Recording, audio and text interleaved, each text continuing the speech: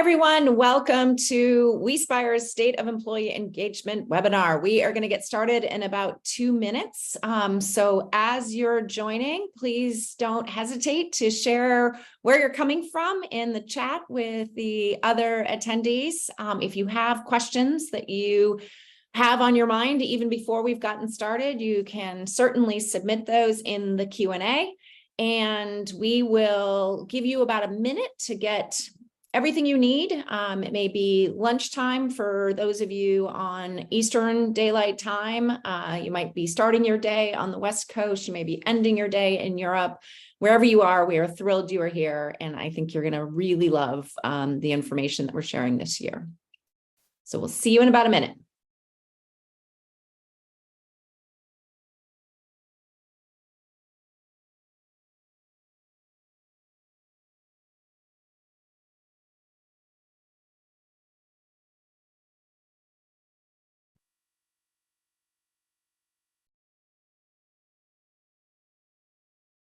Fun to see some friends joining. Hello to Dana and Derek and Jessica and Jim, Lisa, Michelle, Morgan. It's so fun to see you here. Thanks for joining us today. All right, it is the top of the hour. We have a jam-packed session for you today and hope to leave a lot of time for questions. So let me just start by saying that this is one of my favorite webinars that we do. And we have been doing this state of employee engagement and purpose, impact, sustainability, CSR. We always change the name. But it is this research, this is the 9th time we've run this research. And so we probably have some of the longest trend data looking at this very specific intersection between engaging employees in purpose and impact related programs. What is very different this year is, for many of you may not have met Brandon Young. He is the Chief Marketing Officer for WeSpire. This is the first State of Employee Engagement report that has been conducted and released under his watch. And a little known fun fact about Brandon is that he spent many years at SurveyMonkey. And as a result, there probably is no one that is more qualified or better to do some of this research than Brandon and synthesize it. So we feel really lucky about that. So you're in for a treat on that front. It also, as a result, gave us an opportunity to think a little bit differently about what questions we were going to ask. We've tried to keep some of the questions the same over the 9 years. But every year there's something different that is on people's hearts and minds. And so one of the things that we really focused on this year was thinking long and hard about this relationship that is emerging and that we see emerging in our customers and prospective customers and companies that we admire and learn from, of bringing programs together. And so when we first got started 10 plus years ago, sustainability might be sitting over in one department and CSR philanthropy was in another, and D&I was sometimes part of HR, sometimes not. Well-being was sometimes part of HR, sometimes it was in EHS. Everything was kind of disparate, and we've seen this coming together structurally in terms of the org chart, but even more fundamentally in how the programs are starting to work together. So whether that's employee resource groups that are really embracing volunteering or giving activities with community partners, or sustainability programs teaming up with inclusive culture teams to talk about climate justice. And so we really wanted to dig in and just see what are some of the differences that we're seeing when you start to look through these programs from very different perspectives, whether that's gender, whether that's race, whether they exist and are together. The other thing that we thought was really important was to really start to, especially in a time when there's some uneasiness economically. There's obviously been tons of layoffs broadly, but in tech in particular, the world we operate in. So how are you making the business case for this? And what we've been really blessed to be able to do is to help our customers make the business case for impact programs by looking at how it's influencing people's likelihood to recommend the company, retain at the company and performance, we decided to expand that out into the broader people who are answering this, the thousands and thousands of participants that we were surveying, the vast majority of whom do not have access to WeSpire yet. So with that, I am going to welcome Brandon to this month's webinar. We are so psyched for this and turn it over to you. Thanks, Susan. I'll jump right in. I think there's a lot to share today. We're going to be going through a few sections, and then we'll leave some time for questions at the end, which I'm sure there'll be plenty of. But let's start with our impact program engagement insights. And the first big headline is we've actually seen a huge spike in the number of programs offered by employers since we did the last study. The biggest jump has been in sustainability programs. And I think what we've seen is there's been this incubation period, if you will, of programs where there's been commitments made, there's been initiatives kicked off internally, but finally we're starting to see the fruition of a lot of these efforts. And the biggest thing is employees are seeing them. Employees aren't just seeing them, but they are identifying that these programs are available to them, some of them for the very first time inside of their organizations, where we saw a 75% jump in the availability of sustainability programs since our last study. Second area was DEI programs, and I think we expected this to happen. I think, we saw what happened in 2020, and it really kicked off with, a lot of what we saw in the atmosphere around George Floyd going on. A lot of DE&I initiatives kicked off, but a lot of those weren't making it to employees yet. And I think employers were scrambling to get something in place. But what we're seeing is employees not only are seeing these programs, but engaging them at higher levels as well, too.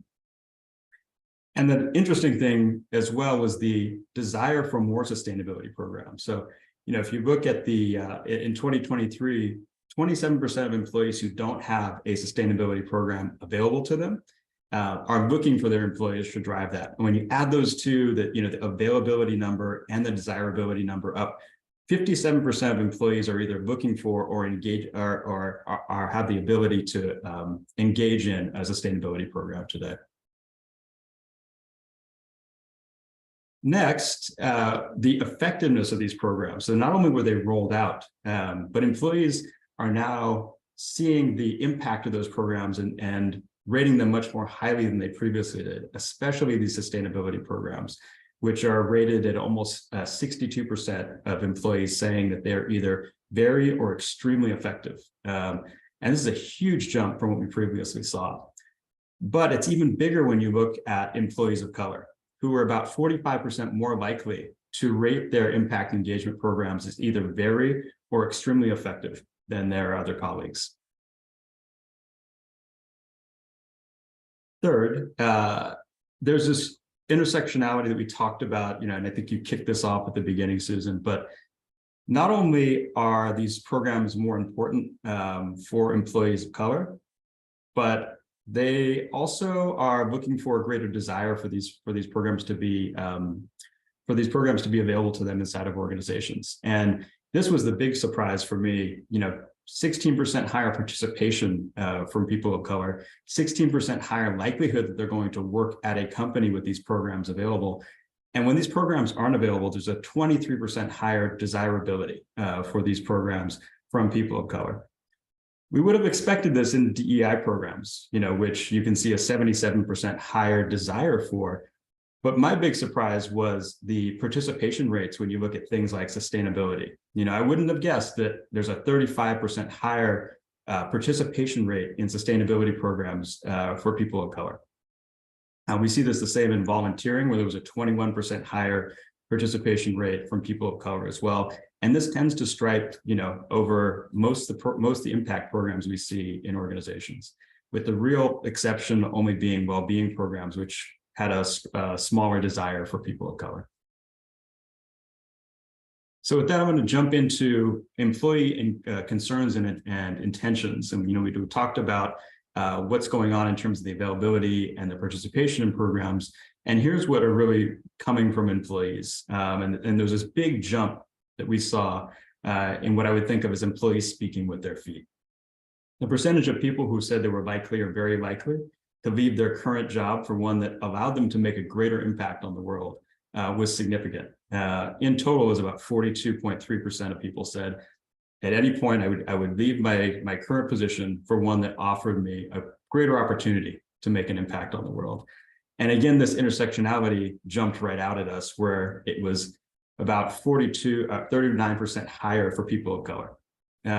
So what this really says to us is, hey, if you are trying to double down on your DEI efforts, investing in things like sustainability and social impact can also have a huge impact on those DEI programs. Not only are they going to attract more people of color, but help retain and drive higher satisfaction levels for those employees as well.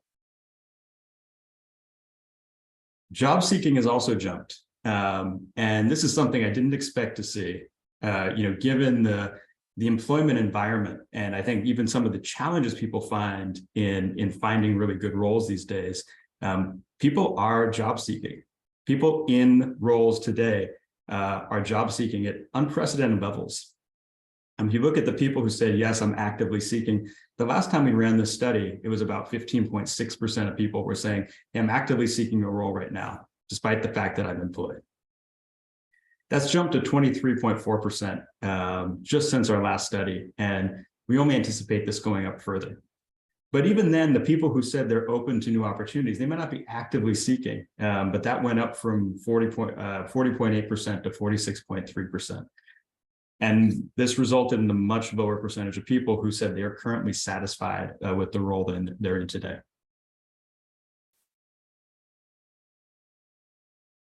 Despite all of this, probably seems a little gloomy for employers. We actually found that employees were pretty optimistic about what they saw happening at their organization. So 59% agreed that their company was making a positive impact on the world. 59% also agreed that the mission or purpose of their company made their job feel important. And I was surprised to see this, but 41% of people said their organization is dedicated to diversity and inclusiveness. So that gap between, I think, employer desire to deliver on some of these things and the actual impact it's having on employees seems to be growing.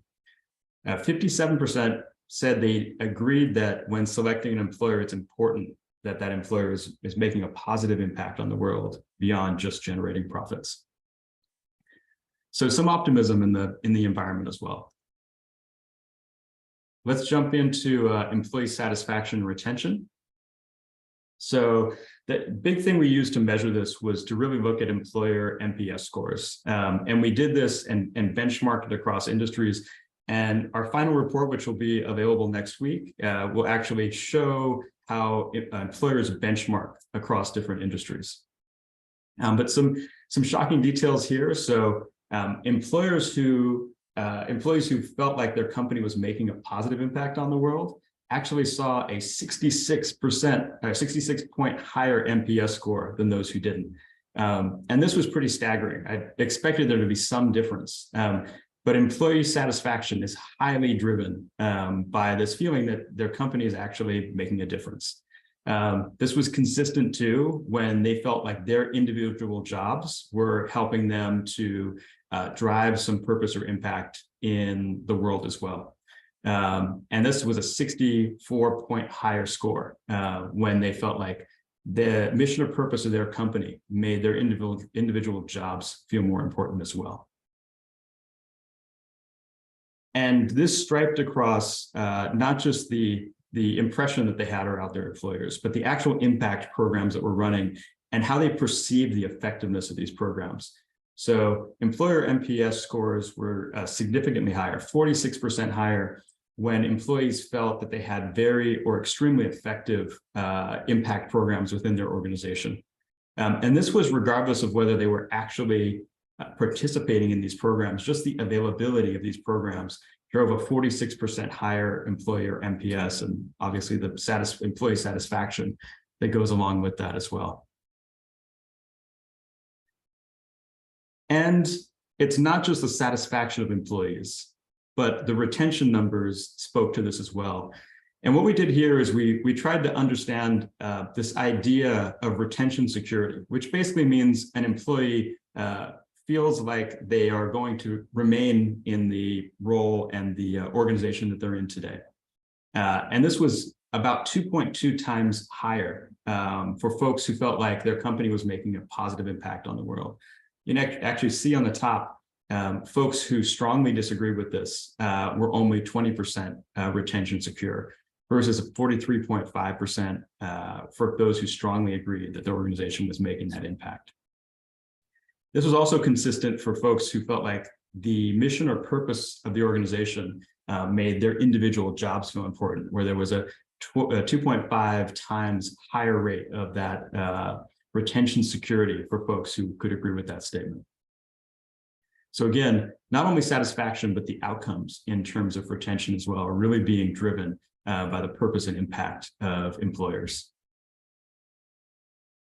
The next section is something brand new to the study.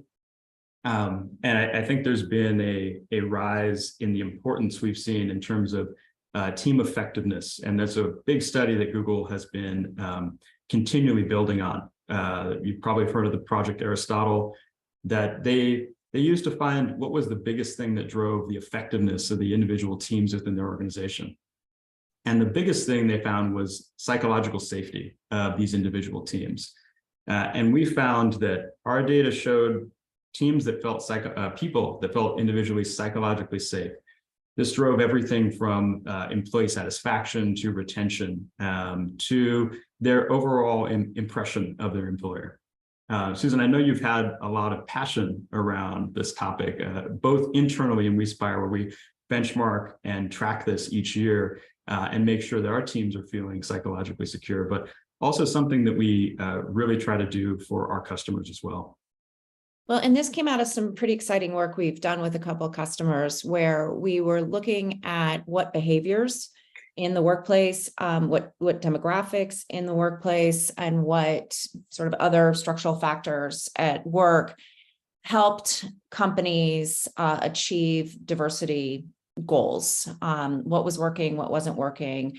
And we were working with some companies who were doing everything that they thought they should do and were frustrated because they were not moving the metrics by the amount that they wanted to. And so they asked us to do some pretty deep dive research into the factors that were leading in this specific workforce. It was women and underrepresented minorities to stay, leave, and grow with the company.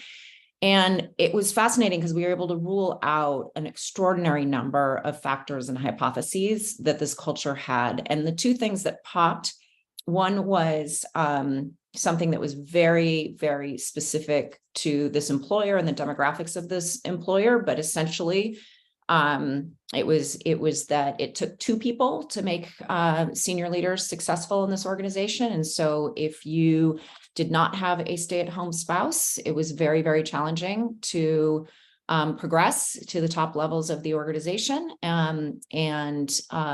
Their women and underrepresented minorities were much less likely to have a stay-at-home spouse. But the other factor that really, really popped in this work around diversity was psychological safety, and that the psychological safety scores varied dramatically from people who progressed versus people who didn't progress. And the connection between overall psych safety scores for women and underrepresented minorities in this workplace were significantly lower. And so it really became the thing that this client really did realize they needed to emphasize more, was just the psychological safety factors. And that combined, it was around the same time that Project Aristotle came out with showing that those teams with the highest level of performance were those with the highest levels of psychological safety. We just started to see that psychological safety might be one of the best ways to measure whether or not you're having an impact from an inclusive culture standpoint. And so we started baking it in as one of the metrics we look at for our inclusive culture module. And so this was the first time we've included it in this broader external survey. We had no idea what we were going to get back.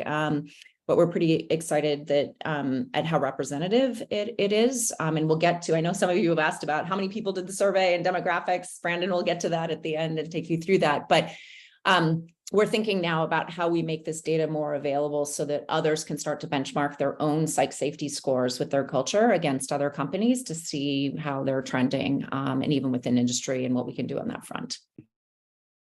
Thanks, Susan. I think the background helps a lot of people because I think this is pretty new for some folks. And what we did is we actually used a methodology that was developed by Bright Instruments in collaboration with Amy Edmondson, who's been working on this concept of psych safety for well over a decade, but who's had over 30 years in this field of organizational psychology and teaming, essentially how you make teams more effective.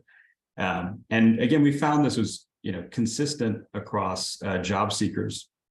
People who were satisfied with their current roles had higher psych safety scores. You can see a 60 versus a 51 in the benchmark, and this is a 100-point scale, right? And good organizations tend to be seeing psych safety scores in the 65 to 70 range, but active job seekers, psych safety scores are about 51. We also saw this when we tabulated this with the net promoter scores of the employer. So promoters were about 62 in terms of their psych safety scores, whereas detractors were 43.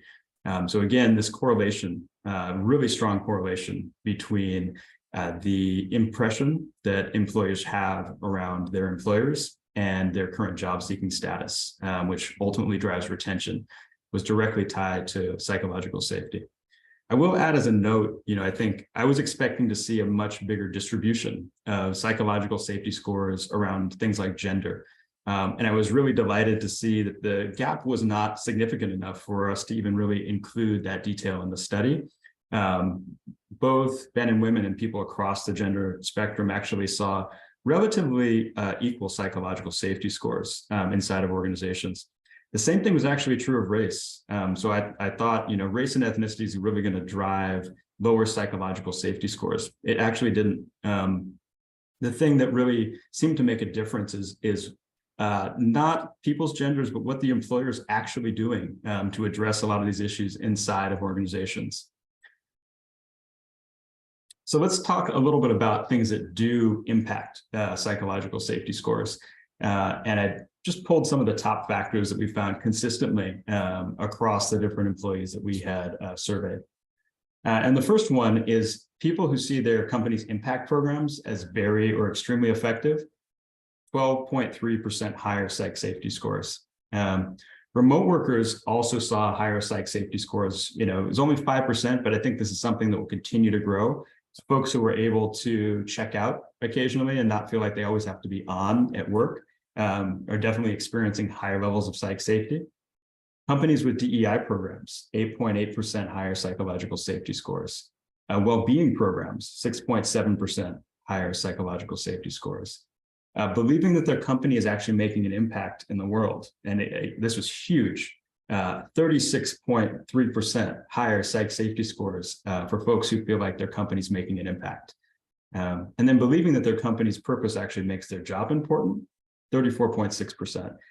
So again, doubling down on your impact programs ultimately doesn't just help meet your DEI goals, but it also helps your organization, the teams and the individuals experience higher levels of psych safety, which again, correlate directly to the effectiveness of those teams. If they felt like their organization was dedicated to DEI and that they've seen progress being made here, 18% higher psychological safety scores. And then finally, if they're actually participating in some of these programs, so that gap between these programs are available and I can see that my employer is making a difference and actually being able to participate in those also drove an almost 5% increase in that psychological safety. And a lot of this is experienced because they're getting to work alongside their peers as they engage in some of these impact programs. So folks asked about the demographics of the study, and we did this US based, and we targeted over 1,000 currently employed individuals. You can see the distribution of age, most of those folks being in the 45 to 60 age range, but we have a pretty good spread between 18 and over 60. We did this again across the US, but we tracked the regions folks were from. And then while there wasn't a significant difference in the impressions and behaviors of people across regions, you can see the representation here. It did tend to skew a little more female in terms of gender, and I think that's something we consistently see in terms of really wanting to provide feedback and see an impact in organizations. And then in terms of race and ethnicity, you can see the distribution there as well. So I'll give folks just a moment to digest that. And then finally, we did this across different industries and job functions. And we'll make some of this information available in our final report that'll include some benchmarks based on the industry that you're in, both in terms of employer NPS and as well as psych safety scores that we saw across some of these different industries. So I'll leave the rest of our time for questions and answers. And I think we're going to first turn to the chat. So if you want to drop something in chat, we'll do it there and go from there. Does that sound good? That sounds great. We've got a couple in the Q&A already, Brandon. So the first one is, did a materiality assessment, I'm assuming by that they mean their ESG materiality assessment, determine the need for evaluating psych safety? Was psych safety important to the stakeholders that were assumedly interviewed as part of doing the materiality assessment? I think that's a challenging one, but I think first I would just think about the awareness of the individual employees when it comes to the idea of psych safety and the idea that they might be doing a materiality assessment in the first place. I think while employees may not call it psychological safety, I think everybody wants to go to work and feel like they don't have anxiety and fear when they're working day in and day out. And so I think regardless of what a materiality assessment is going to say, we see the outcome in terms of the effectiveness of teams, which is essentially the output of those teams. And this is something that wasn't just shown at Google. It's been consistently shown at every organization where they're starting to track and improve on these psych safety scores. Now, I was just going to say, in doing a materiality assessment, you're going to see some of the deficiencies in the organization. And as part of that, you can start to work on some of those and see higher psych safety scores as well. And Terry, just to be really clear in terms of our example of when we were working one-on-one with that client, we were interviewing stakeholders and asking for hypotheses on why there might be differences. And it was the stakeholders, particularly leaders, who mentioned an interest in finding out more about whether there were psychological safety differences between different employees and whether it was a factor. But there were over 100 factors we were testing. So psych safety was just one of those, and in one category around behavior. And so, yes, stakeholders raised it. They thought it was important. They wanted to understand it. I will be the first to tell you that it was not necessarily what I thought would pop as strongly as it did relative to some of the other factors. And that's what first clued us in that this is something that we should really, really start to look at more closely as part of our inclusive culture work that we do more broadly with companies. Brandon, another question is, how did community outreach and engagement play into these results? And one clarification that just because you probably did not have the benefit of seeing the chat earlier, that there were a lot of questions about, for purposes of this research, we explained when we asked the question and have historically that we refer to social impact programs as those things that cover volunteering, giving, and community engagement and outreach.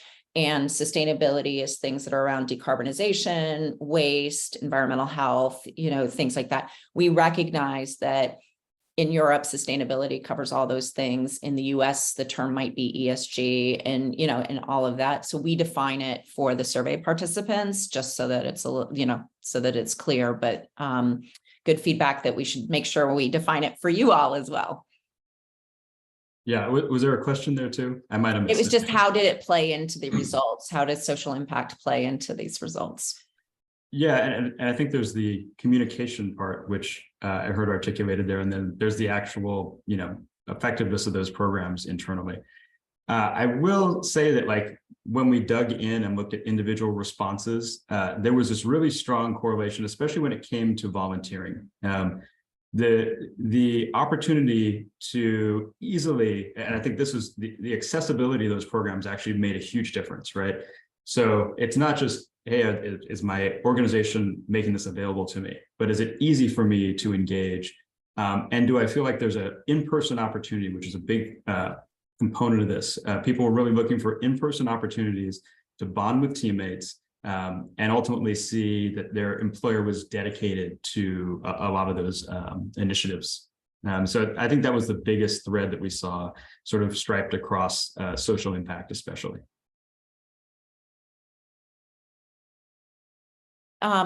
Another question is, with such a large impact from psychological safety, is there a recommended toolkit or resource for how to improve psych safety in the workplace? So I definitely say it's important to go question by question when folks are going through psych safety. And the psychological safety index that's really been used for this has expanded every year to include more and more sections. I think there's a 15-question survey that you can run across employees that really gives you an idea of the areas where they're most affected by psychological safety.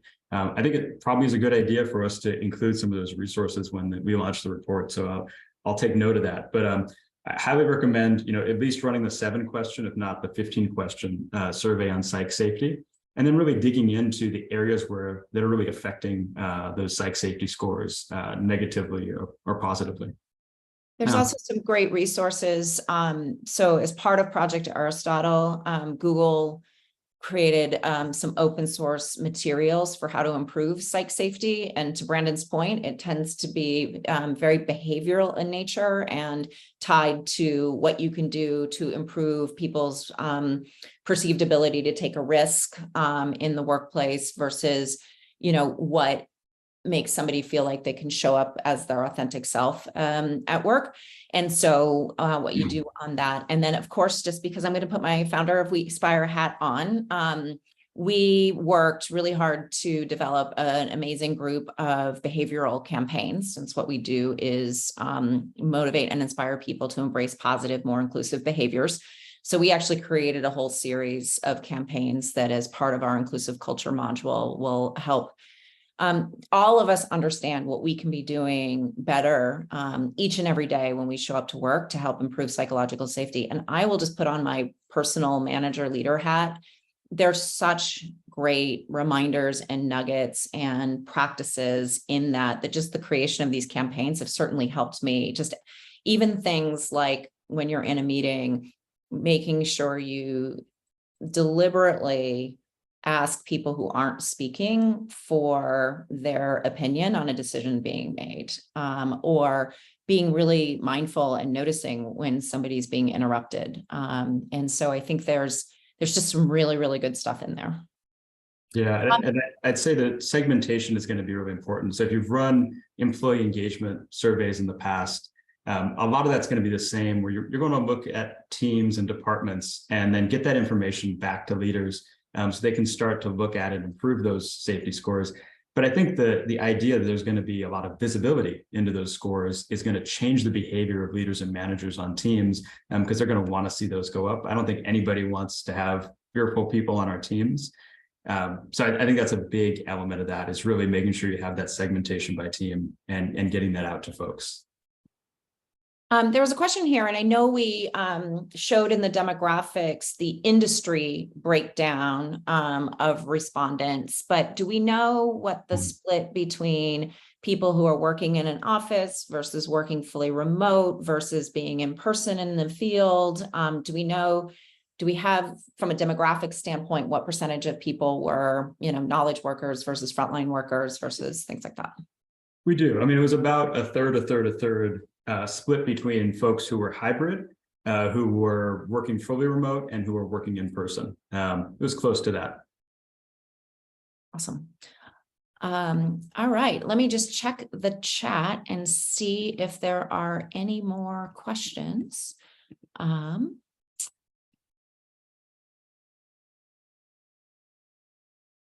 Yeah, I'm seeing quite a few. We can chat about any of those, but exactly. So there's a question here that says, although many responders are happy and positive about the organizations they're working at, many of them are also looking for a new opportunity.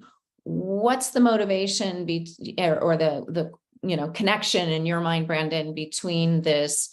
Yes, I'm happy and positive at 60%, but 40% are looking. Is this a perfect match, or is it something else? Yeah, there's some overlap, and it might have been wise of me to just show that overlap really clearly.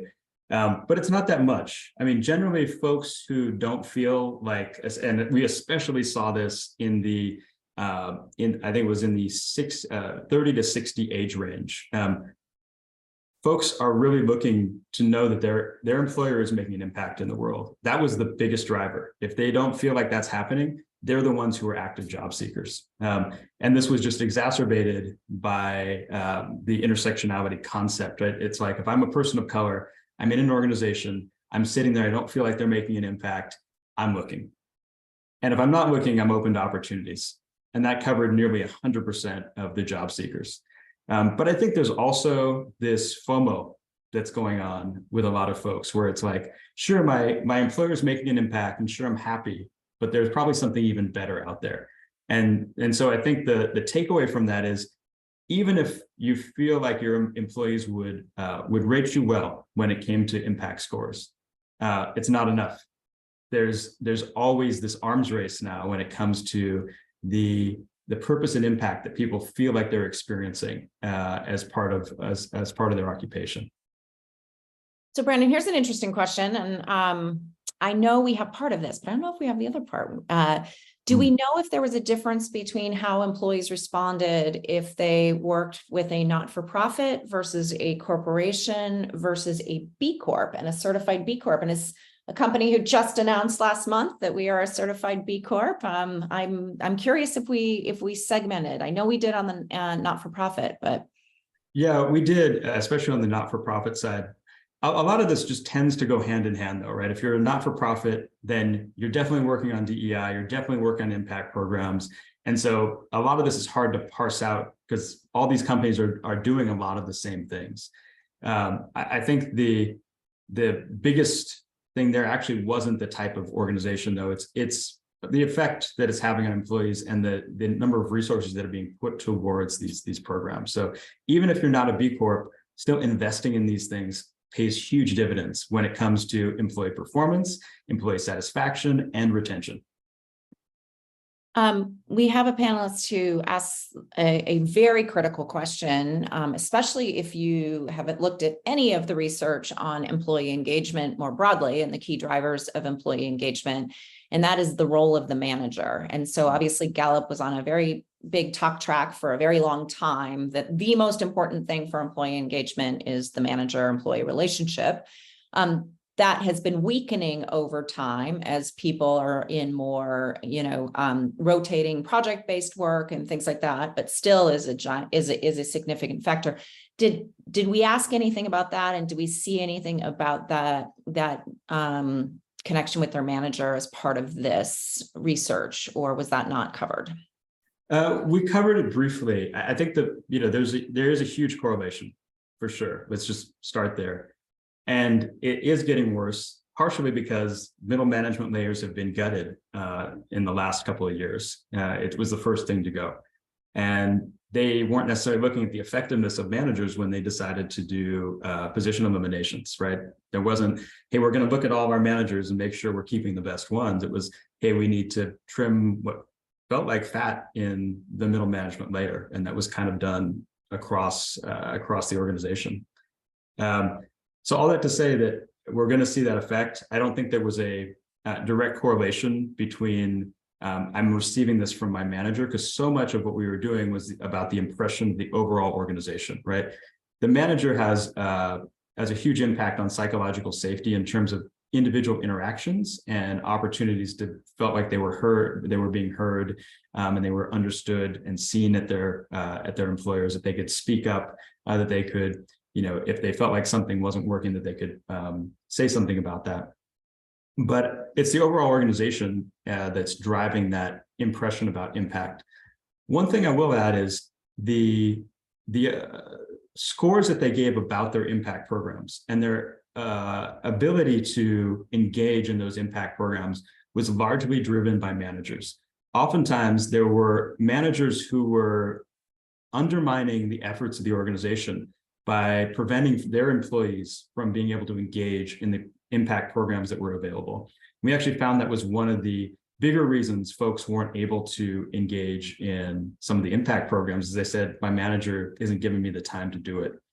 So I think my biggest takeaway there is make sure you know your impact scores are going to affect employee satisfaction and retention. You might be investing a lot in impact programs, but if you're not telling your managers that these are important and that employees need the time and space to engage in these, you're undermining your efforts, and ultimately that's going to affect psychological safety, employee satisfaction, and retention. I think also just, this isn't necessarily specific to this state of employee engagement report, but WeSpire has a lot of other resources that talk about this connection between manager, employee, and organizational reputation being a force for good in this world. And one of the things that we found when we looked at this is if the person had at least an average, considered the relationship with their manager to be neutral to positive, while it helped retention, it did not help retention nearly as much if they didn't believe their company was a force for good in this world. And I'm going to give you an example. If you work for an organization that you are increasingly concerned is, has a toxic product or an addictive product or is contributing dramatically to climate change, you could have the best manager in the world, but if that what they do each and every day is really starting to bother you, that's not going to necessarily, that could end up being the catalyst for leaving, even if your manager is strong. But if you rate your relationship with your manager very poorly, the fact your company is making a positive impact in the world actually does help your retention, but not nearly as much as if you get the 1-2 punch, which is, I work for a company that's a force for good in this world, and I really have a good relationship with my manager. Yeah, absolutely. Here's a question. Was environmental impact, aka sustainability, more or less important than social impact? So they were viewed separately, and we did look at them. And so if you go back to just even the availability, the desired outcomes, and the perceived effectiveness of those two different programs, we saw the biggest jump in both so in prior years, the availability of social impact programs, volunteering, giving, community engagement was much higher than sustainability, and the combined wanting, available and want was much higher than sustainability. That gap has narrowed dramatically. And I don't know, Brendan, if you have an easy way to put back that slide, but we saw a huge jump in the environment, both availability of and desire for the environmental programs, that's bringing them much closer to volunteering and giving. Yeah, and I think we sort of covered that a little bit at the beginning, just in terms of the desirability for sustainability programs, despite the fact that they are almost double in terms of availability today than they were just a few years ago. Folks want them even more. But I think the devil was in the details here. When you start to understand who the demographics are, because we also understood things like job level and role. We understood things like people's household incomes, and people who tended to be at the top of those spectrums in terms of seniority. For a lot of them, it was very homogenous. It didn't seem to matter quite as much. And I'd say these programs, sadly, didn't seem to matter as much for them as well. It was really the folks in the middle who really wanted to see the biggest impact, especially in sustainability and DEI. I'll just jump back to this slide real quick because I think it was important. Forgive me as we fly through the slides, but I think as you look at the programs offered, but that desire, right? The desire plus offering that you see in sustainability and DEI tends to be the thing that was driving a lot of these impressions for folks as to whether their employer was making a big impact. And this was especially true for people of color inside of organizations. So if there wasn't an availability of a DEI program, there was a high desire, and if they didn't feel like their organization was really dedicated to diversity, equity, and inclusion, you started to see huge drastic swings in things like NPS scores and job seeking behaviors. So I think it really depends on who you're trying to drive effectiveness within in organizations, right?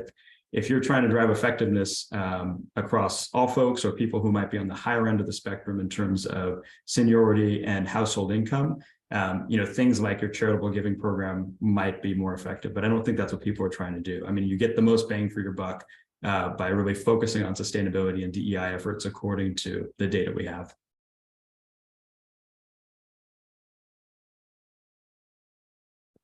There's a question here that says the data point on company impact being a large lever for employees for psych safety. I think there was a 36% number attached to that data point.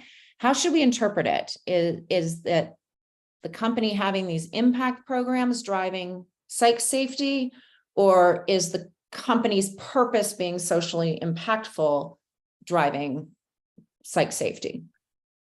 So I would say there's the intention of the company. There is their delivery on it through programs, and then there's the experience of it on the individual employee. There were plenty of companies who were saying, that they are dedicated, committed to this. Most folks weren't saying that their companies didn't say they were committed to it.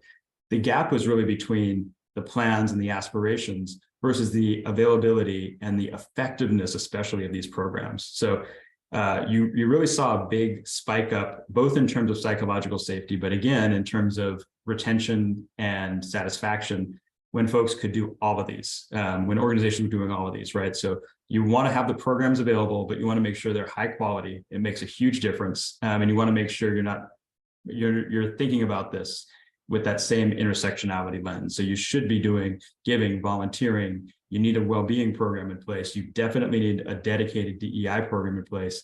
And if you miss on sustainability, you effectively hurt all of your scores. So all that to say that the investment in the programs and the continued improvement of these programs is really what seems to be driving the higher psych safety scores, the better retention, and the higher employer NPS. All right. Well, Brandon, tell us what happens next. Adam has assured people that they will get the slides very soon, but we are releasing officially the report on Friday, correct? Yeah, so the report should be going out early next week. I think we'll have it in the can, so to speak, by the end of the week. And we'll start to distribute it out next week. And we'll make sure we include some of the resources that people were asking for in terms of measuring psych safety, and then some of those details that we weren't able to include today, but that include some of the things like the benchmarks by industry, and some more details on the folks who were engaging in the study.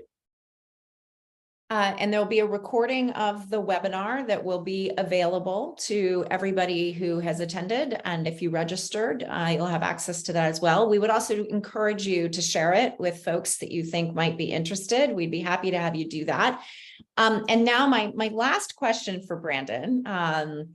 So first time doing this research, what was the most interesting thing that you learned by doing it that you think will have an influence on you as a leader at WeSpire and as somebody who is a thought leader in this space?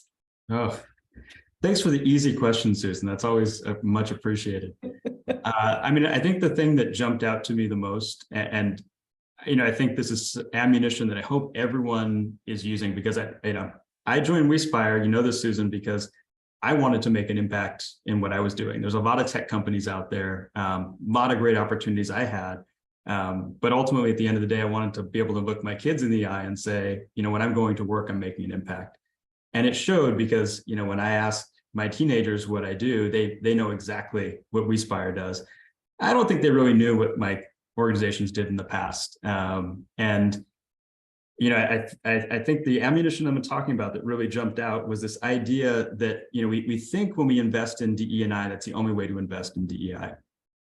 But the truth is, there's this idea that if you're not investing equally in sustainability and social impact, giving, volunteering, if you're not making wellness programs and well-being programs available to your employees you're really shooting yourself in the foot.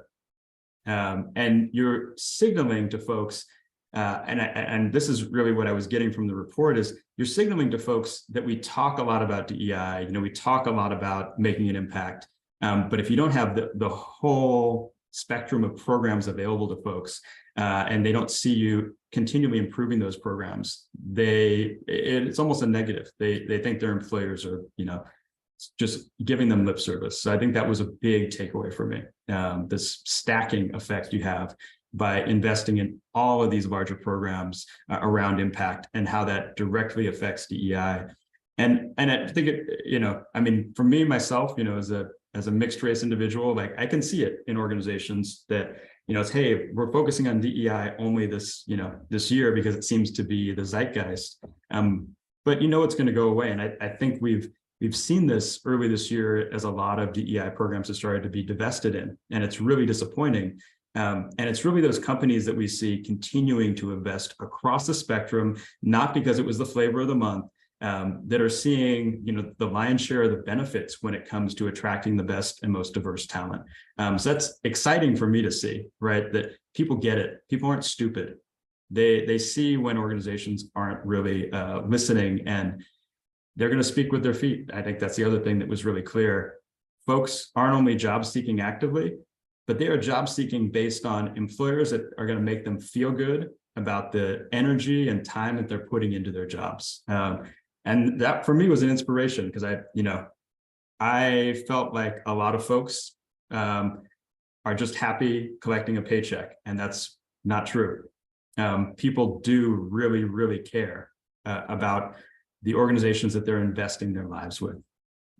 Absolutely. Absolutely. And I think, the thing I've been proudest about since we started doing this 9 years ago, is as an entrepreneur, I was looking for the data points that what we do has a business case around it. And certainly we knew that in the early days when we were really focused on environmental programs, we were saving energy, waste, water, and fuel, and we had a carbon calculator and a ROI calculator for those savings. But thanks to some very brilliant early clients, some of you on this call, you started adding questions about your programs into your employee engagement surveys. And we started to see that really strong connection between these impact programs and likelihood to recommend your company, satisfaction. Even a couple of clients traced it all the way to customer loyalty and revenue.